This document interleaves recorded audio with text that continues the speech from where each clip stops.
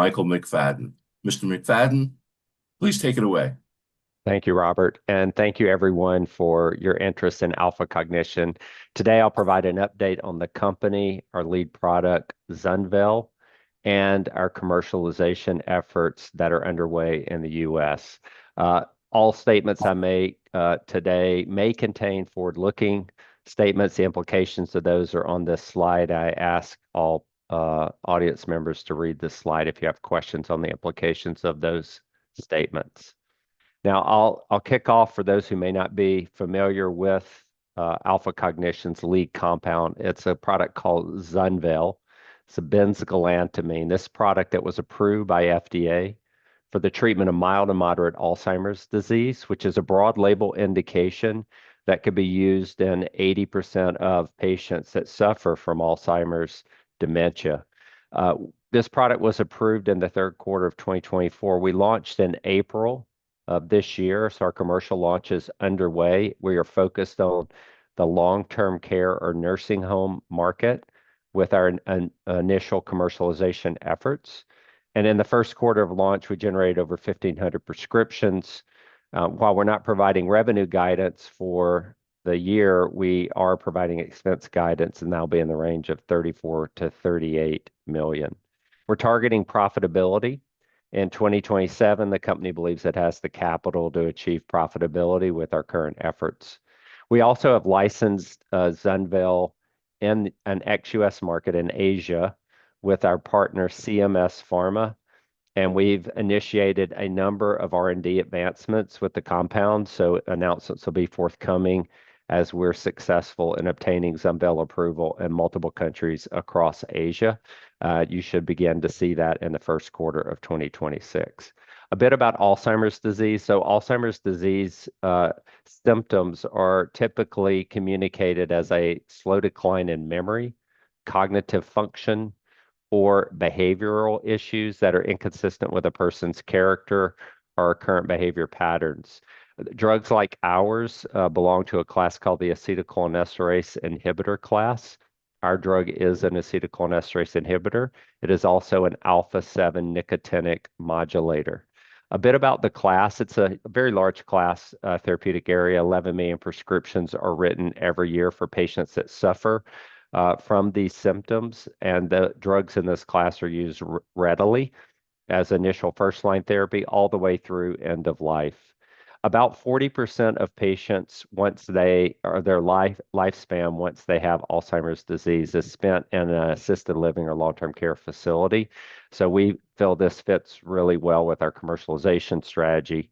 However, the physicians that treat these patients, 3/4 of them are dissatisfied with the current medicines. That's primarily due to side effect issues such as diarrhea, nausea, vomiting, insomnia. And it can also be due to loss of efficacy with one of the compounds in the class. It seems to lose efficacy after about 8 months of therapy. Additionally, patients are dissatisfied and they vote with their feet. 55% of patients that initiate therapy will stop that therapy within 12 months, which is indicative of a side effect profile that makes these drugs challenging to take. We think that sets the stage for a product like ours, Zunvel, to be highly disruptive in this class. So let me talk about Zunvel, what it is. This is a prodrug of galantamine. Galantamine was a Johnson & Johnson approved drug back in the early 2000s, deemed the most efficacious drug by most ever approved for Alzheimer's disease. The drug was beset by side effects and tolerability challenges. So it wasn't really ever used in a significant manner because it was so hard for patients to take.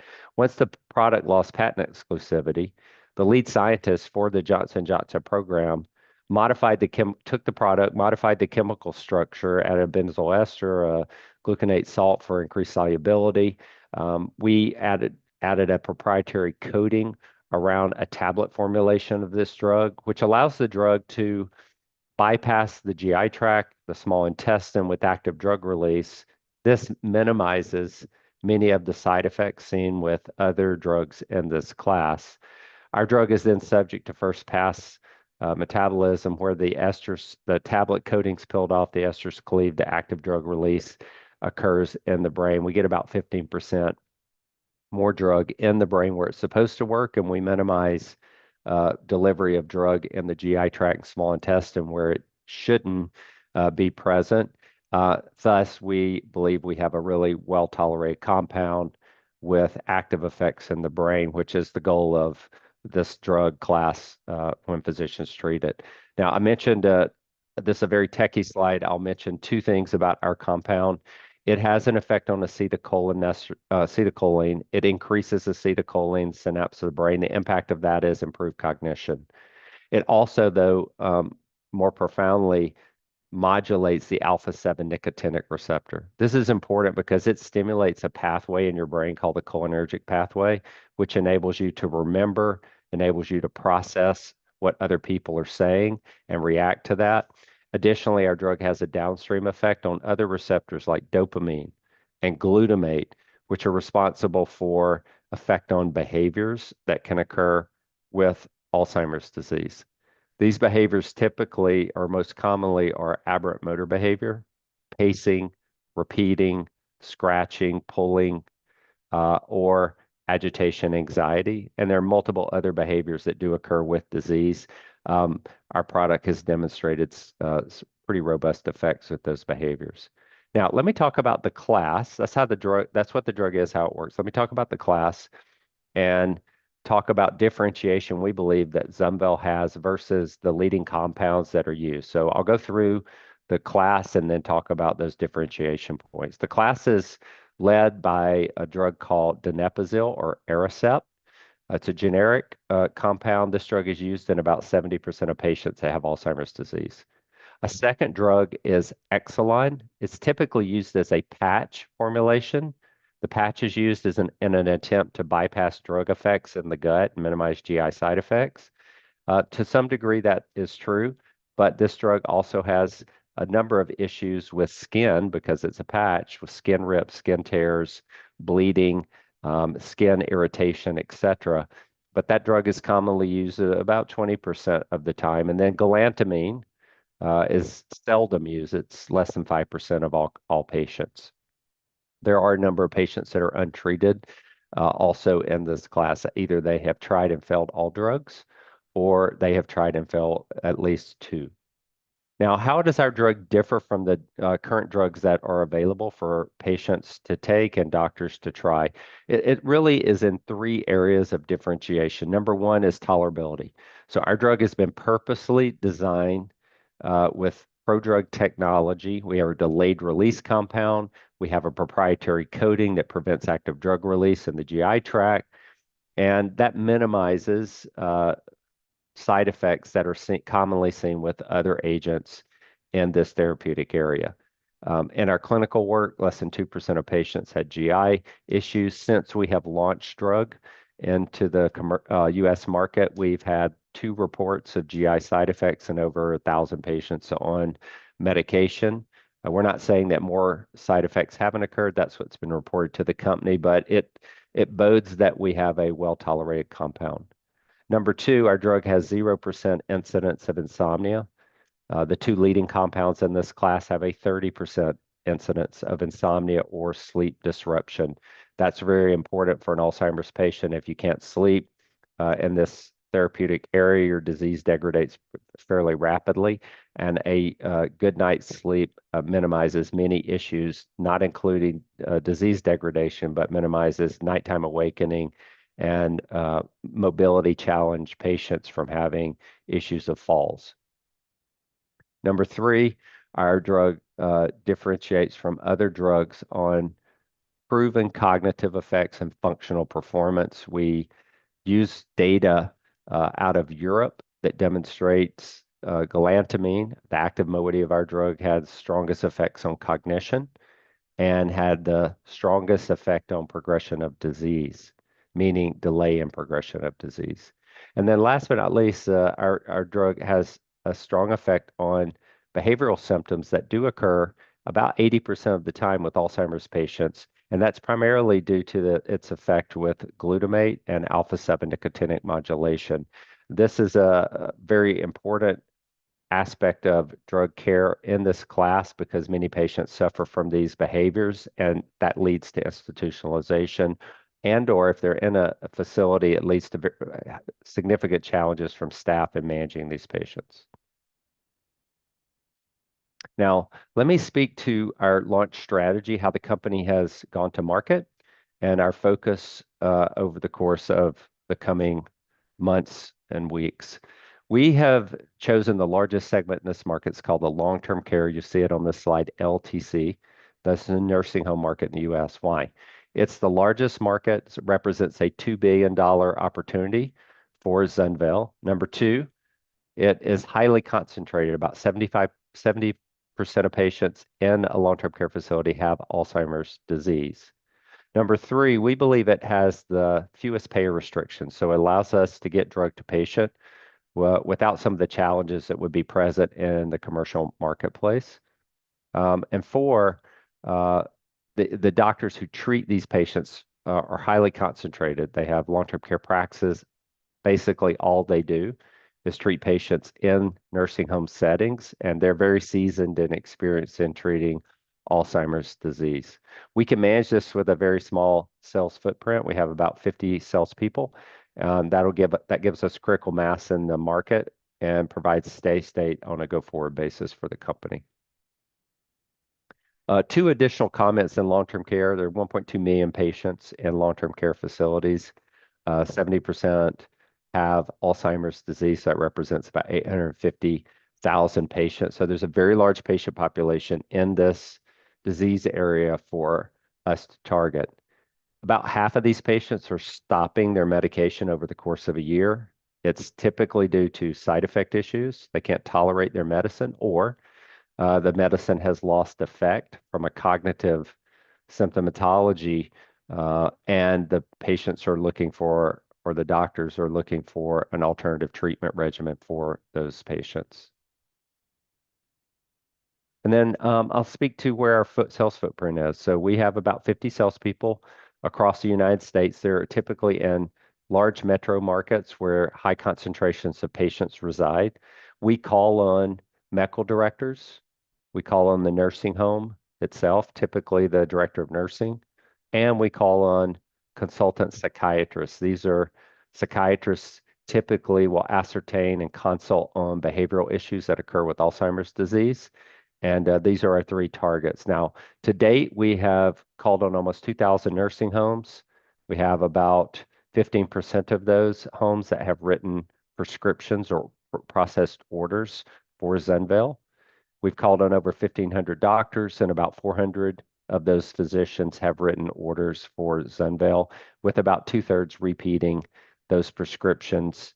And we think that bodes really well for the future. It builds a good foundation in this category for the company. And we expect to see that exponentially grow over the coming quarters as our team spends more time with the physicians, educating them on the class, educating them on our drug, and the physicians have some experience with the medication to understand how to use it and to understand the tolerability profile and what patients might benefit from this therapy.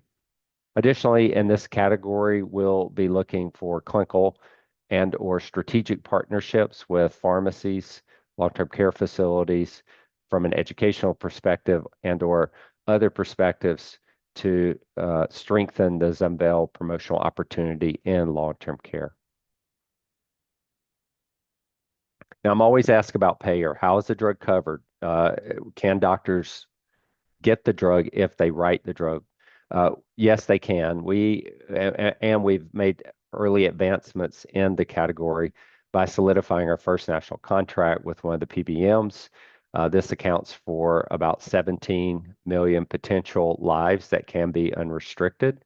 It'll take about 6 months for this to work through the system as PBMs sell the benefit design to downstream clients like health plans, and they make determinations on how they're going to cover the drug. We also have a reimbursement team that's supporting our efforts with the nursing home providers, and they assist with prior authorizations when and where those exist for Zenvel.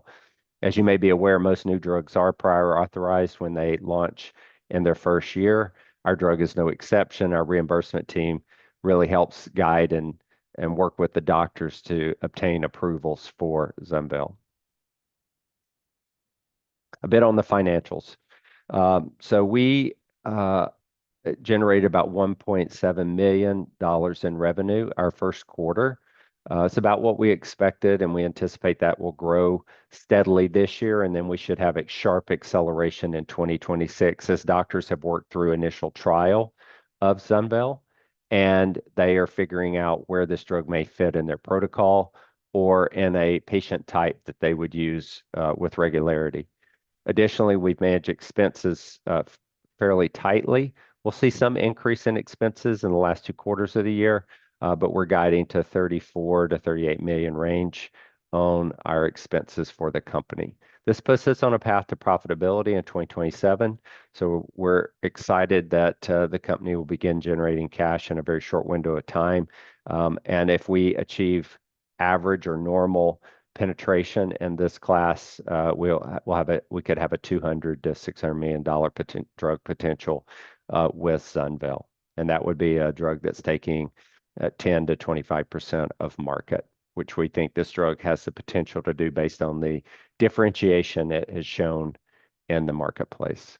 We additionally raised some additional capital in the last few weeks. We raised $35 million, adding to our balance sheet. So the company is sitting with slightly under $70 million in cash on a go-forward basis. Now, I've talked about ZUNVEYL. I'll close the presentation with 2 slides, one on pipeline. We have 2 pipeline assets that we're advancing for the company. We have a sublingual asset that we are working on formulation work right now. We will run a PK study on that drug, announce those results in early 2026, and we think that can lead to an IND with FDA for the treatment of mild to moderate Alzheimer's disease. Now, why, you might ask, are we using or testing a sublingual product to bring that forward? 20% of patients have difficulty swallowing or can't swallow at all. Those patients today use the patch or have someone mash their tablet and mix it in applesauce and then have to administer the medicine to them. We think a sublingual that dissolves on your tongue in 5 seconds will be a welcome alternative to the choices that physicians and healthcare providers have today. Secondly, we have a product that we're advancing for treatment of cognitive impairment with concussion or mild traumatic brain injury. We'll have additional data on that product mid part of next year. And we think that toxicity work that we're doing with that compound will lead to an IND at the end of 2026. That's an exciting area and a very large area, $13 billion market opportunity in concussion for the company. Additionally, we have a number of milestone events left to complete this year. We're on track to complete those milestones. And then next year, it's a year of sales. It's a year of drug approvals. It's a year of advancement of our pipeline, probably the most exciting year in the company's history. So there are a lot of things to be excited about with what the company is trying to do. And you can't do that without a great team. We have a great team. I have about 35 years experience, my 16th product launch. Lauren D'Angelo is our Chief Operating Officer. She also has 15 drug launches, and this is her 16th. We're celebrating that together. Henry Du leads our finance and accounting, and then Dennis Kay is our Chief Science Officer. Dennis has spent over a decade on this compound. I'll call him the world expert in ZUNVEYL. So we bring a good, experienced commercialization team to the ZUNVEYL story. And we're very excited about what we can deliver in the U.S. marketplace for our shareholders. I'll leave our cap table here as our time is coming to an end. I'll turn it maybe back over to Robert to take questions from the audience. There's a Q&A bar, by the way, at the top or bottom of your screen. Feel free to drop in your questions, and Robert and I will try to manage those with the time remaining. Robert?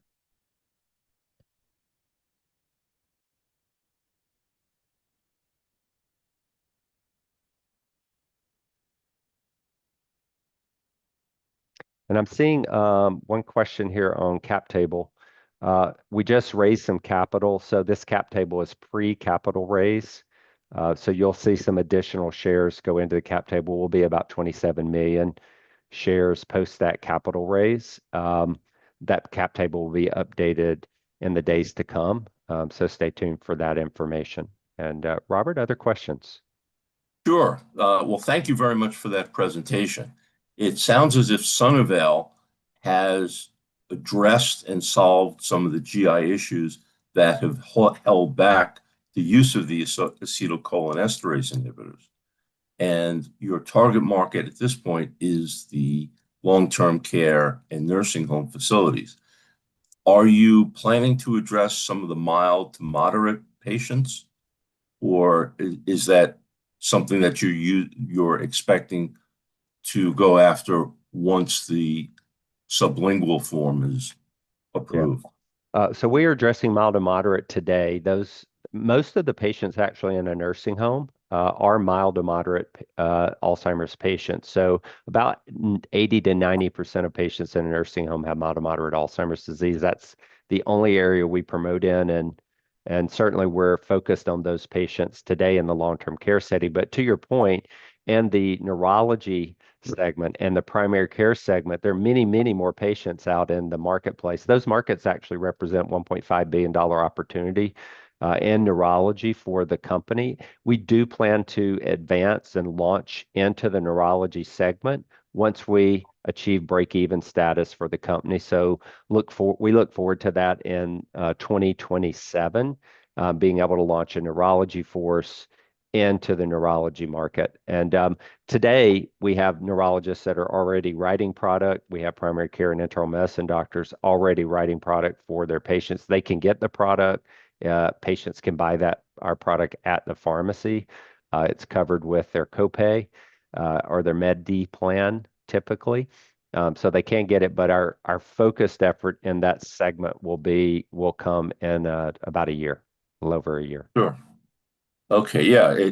Uh, your choice of segments addresses many of the problems that the patients in nursing homes are facing. So that sounds like a very good choice and a great initial starting point. You mentioned the two mechanisms of action. Would these apply to other neurological conditions? Yeah, that's a great question. When people hear the word alpha 7 nicotinic modulation, Mhm. if you're a pharmacologist or you have science background, you immediately go to 20 different conditions this drug could be used for. And indeed, that's probably true. A small company like ours, our road to success, our road to rewarding shareholders is really focus. So we will maintain focus with the Alzheimer's market that we're in. Now, we are exploring cognitive impairment with MTBI, same assets, same drug, same active moiety in that category, because the condition does parallel some of the issues in Alzheimer's disease: mental confusion, slowing of mental processing, inability to remember, inflammation in the brain. And our drug does seem to have an effect in all of those areas. So we think it likely has a good chance of demonstrating success in the mild traumatic brain injury. There are additional, probably 8 to 12 indications that we will look at over the future to determine if we choose to advance the product in other conditions. Okay, and just one question on sales. Do you know the actual size of the acetylcholinesterase inhibitor market and the peak sales of Razidine, the base molecule that you've improved on? And I know it's not a fair comparison because you've got an extra mechanism of action. But if you were to replace Razidine on a unit volume or take market share for the acetylcholinesterase inhibitors, any ballpark estimates of where you would be?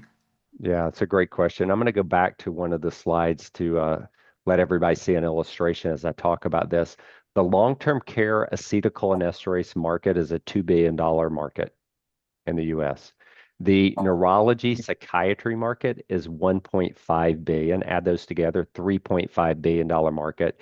PCP and other add another 2 billion to that.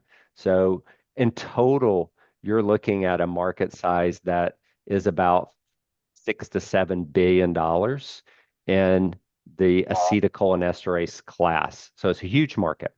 The interesting thing about this market, one reason we're so excited about it, almost every product that has launched in the category has achieved billion-dollar sales. So donepezil, multi-billion dollar sales at peak. Razidine, multi-billion dollar sales at peak.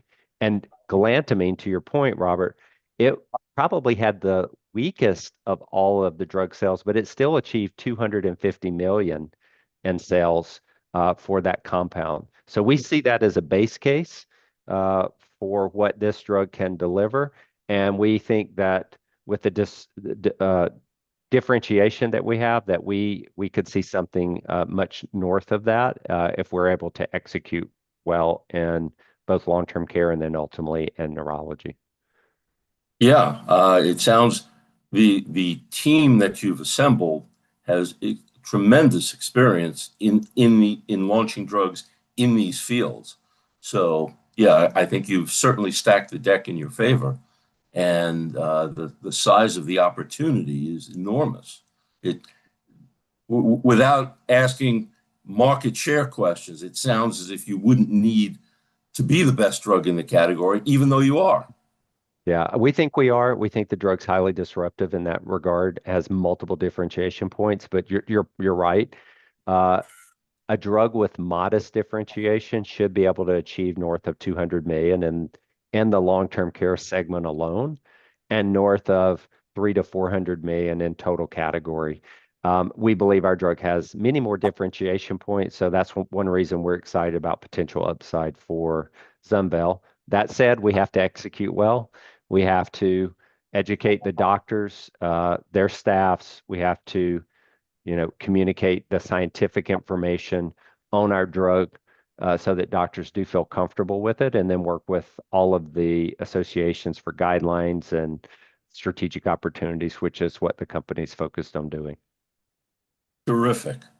Well, thank you very much. This is a very interesting presentation, and I'll be looking forward to following the company and the sales progression. Thank you, Robert, and thanks all to our audience for joining in. Thank you for your interest in Alpha Cognition. You're welcome to follow us at alphacognition.com. You can sign up for updates, and then our stock symbol is ACOG. So you can put us on your stock trackers. We welcome your followership and cheering us on as we try to have a great U.S. launch.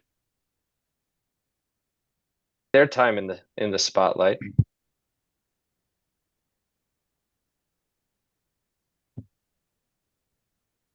Goodness. I will say this is not